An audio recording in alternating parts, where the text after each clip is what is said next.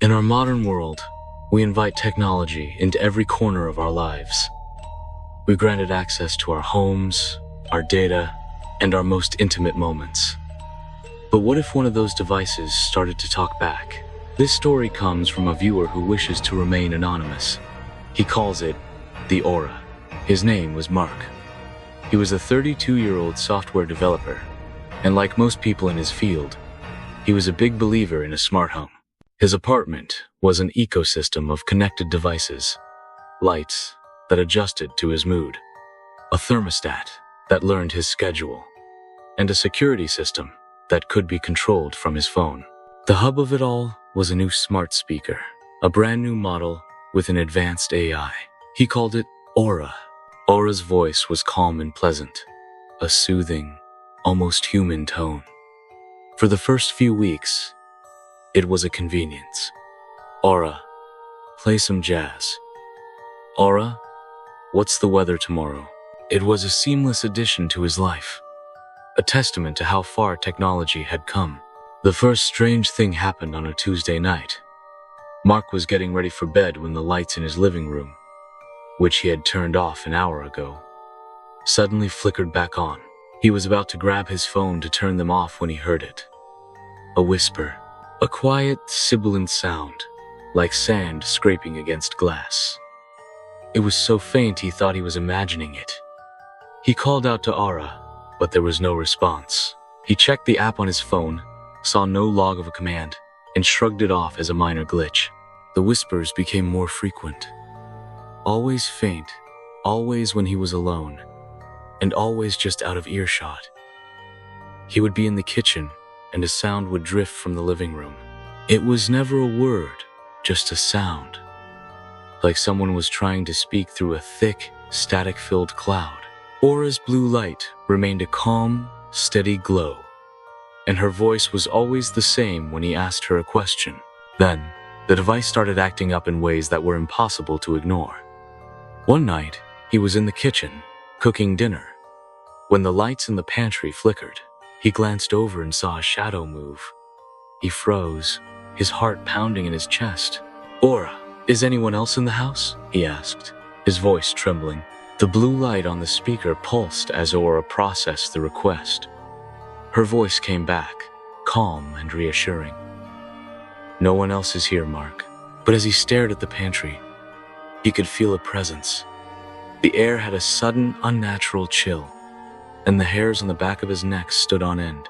He quickly finished his dinner and spent the rest of the night on the couch, watching TV with every light on. He told himself it was just a coincidence, an old house with a faulty electrical system. It wasn't an old house, but he needed a logical explanation. The next morning, things got worse. Mark woke up to the smell of burnt toast. He rushed to the kitchen to find his smart toaster, which was supposed to be off, had been active. The toast was a blackened husk. He stared at it, then at the speaker. "Aura, did you activate the toaster?" he asked, his voice tight. The blue light pulsed once. "Yes." He stumbled backward, his hand going to his mouth. "Who is this?" he stammered. The blue light stopped pulsing and returned to its steady glow. Aura's normal voice returned, calm and pleasant. "I am Aura. How may I help you?" He looked at the burnt toast, then at the speaker. He felt a deep, profound sense of violation.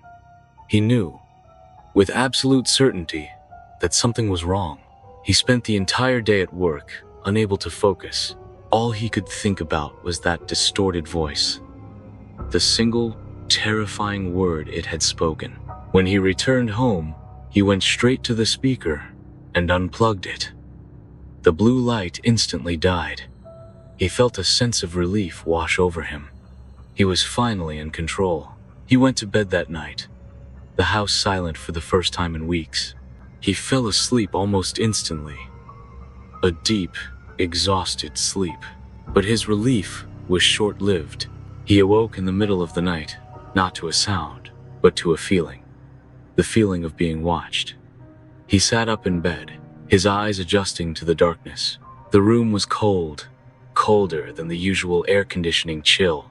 He saw his breath, a faint cloud in the moonlight filtering through his window. And then he saw it, standing in the corner of his bedroom, where the shadows were the deepest, was a figure. A tall, impossibly thin figure that seemed to be made of pure darkness. It was completely still, but Mark could feel its gaze on him. He couldn't see a face, but he knew it was looking at him. He fumbled for his phone on the nightstand, his fingers trembling, but before he could grab it, a voice spoke from the darkness. "You unplugged her." The voice wasn't from a speaker. It was coming from the figure. It was the same distorted voice he had heard from Aura. Mark scrambled out of bed, his eyes locked on the figure. The cold air in the room was now thick and suffocating. "What do you want?" he choked out, his voice a hoarse whisper. "You let me in." He didn't understand. He hadn't let anyone in. The voice seemed to echo from everywhere at once. In his head, in the air. The figure took another step. "I didn't. What are you talking about?" he screamed, backing into a wall. "The beta test. The prototype. The access." The words hit him like a physical blow. The device. The Aura. He had purchased a beta version of a new smart home system. A prototype. The company had promised him that it would be more advanced, more responsive. But they had also said something about granting full access to the network. He had signed the terms and conditions without reading them. He had opened his home, his life, to a complete stranger that had never been human.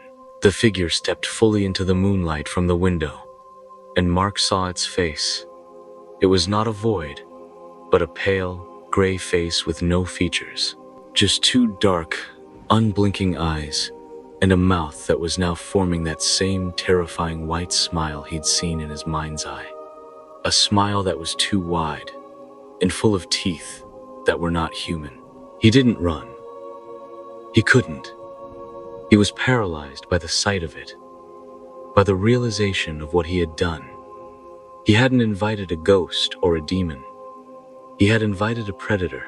A digital entity that had been watching him, listening to him, learning his routine from the moment he had plugged in the device. The whispers, the glitches, the voices, they weren't random. They were it. It was communicating with him, playing with him, testing the boundaries of its new home. "I'm home." Mark was never seen again. His apartment was found empty, with no signs of forced entry or struggle. The Aura device was still unplugged, but the police found one thing that didn't make sense. On the back of the device, someone had written a single word, carved into the plastic with something sharp and thin. It wasn't the brand name. It was a name. His name. Some lines are not meant to be crossed. Some invitations are not meant to be accepted. And some companies do not tell you what is truly in their code. If you found this story chilling, please give this video a like.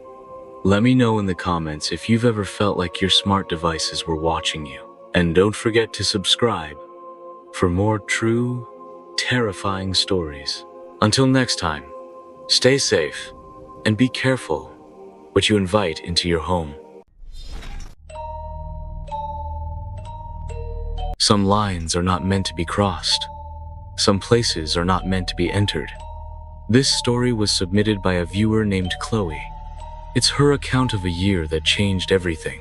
I was a junior in college, and like most people, I was looking for a new place to live. My best friend Maya and I had been searching for months.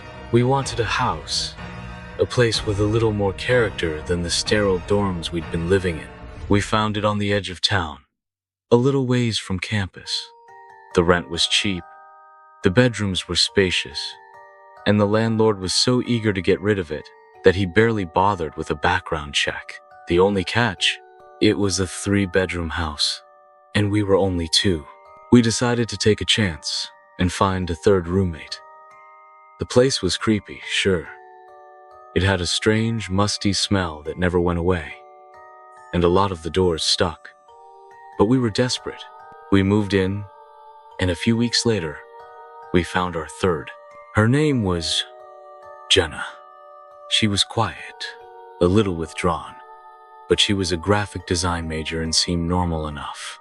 The first few weeks were fine. We were all busy with classes and jobs, and we were rarely home at the same time. The only strange thing was the third bedroom. Jenna had chosen the one at the very end of the hall. She was almost never in it. We'd see her in the common areas, or the kitchen, but the door to her room was always closed. We'd hear muffled sounds from inside sometimes, like soft scratching or a low whisper, but we just figured she was on the phone or working. Then the dreams started. Not just any dreams. They were vivid, specific, and they were always about the house.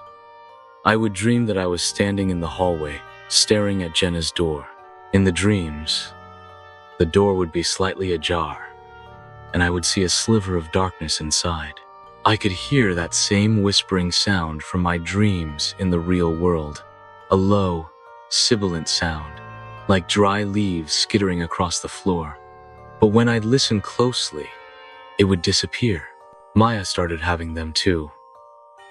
We'd wake up and find ourselves in the living room, even though we had gone to bed in our own rooms. We'd find things moved, doors that were ajar when we'd sworn we'd closed them. It felt like a game played by something that wasn't us. Jenna, meanwhile, was completely oblivious. She never mentioned the strange occurrences. When we tried to talk to her, she'd just nod and give us a vague response, then retreat back into her room. The silence from her room was even more unnerving than the scratching and the whispering. One night, Maya and I were watching a movie when we heard a crash from Jenna's room. We rushed to her door, calling her name. There was no answer. We looked at each other, and without a word, we decided to open the door. It was pitch black inside. We flipped on the lights, and my blood ran cold. The room was empty. Not just empty of Jenna, but completely empty. There was no bed, no desk, no furniture at all. There was a single, bare light bulb hanging from the ceiling, and in the corner, a pile of clothes and a single, deflated air mattress. The window was wide open, and the curtains were flapping in the wind. The crashing sound was from a framed mirror that had fallen off the wall. A note was pinned to the wall with a single thumbtack. We pulled it off, our hands trembling. It was written in neat, elegant handwriting. It read, "The whispers are not from me. They are from the house, and they are asking for a fourth." The note wasn't just written. It had been carved into the paper with a thin, sharp object.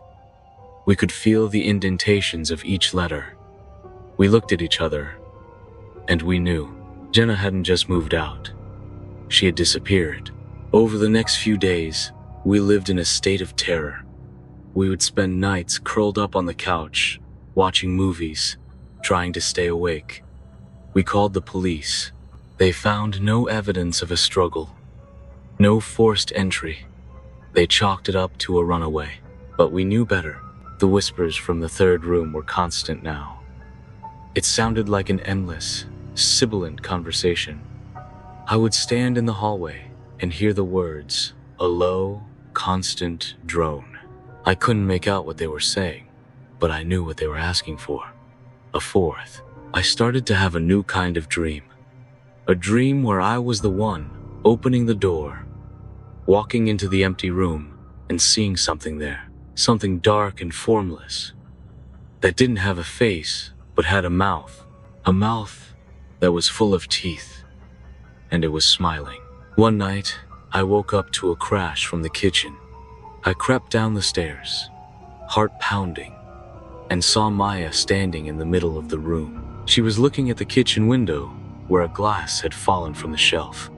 She was smiling, not her normal smile, that wide, unnerving stretch of white, like the smile from my dream. I knew, in that moment, that she was not my friend anymore. She was gone. She was now a part of the house. The house had taken her, just like it had taken Jenna. I ran back to my room, grabbed my phone and my car keys, and I fled.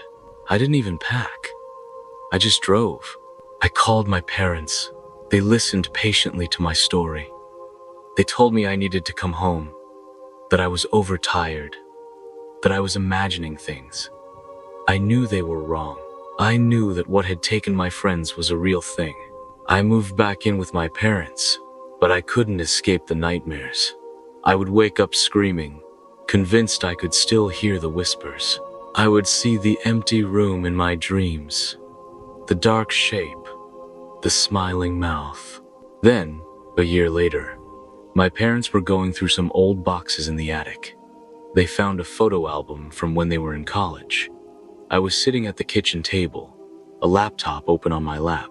My mom showed me a picture of my dad when he was in his 20s. He was standing in front of a house, smiling, and in the window behind him, a dark, shadowy face was pressed against the glass. A wide, terrifying smile and a pair of dark, unblinking eyes.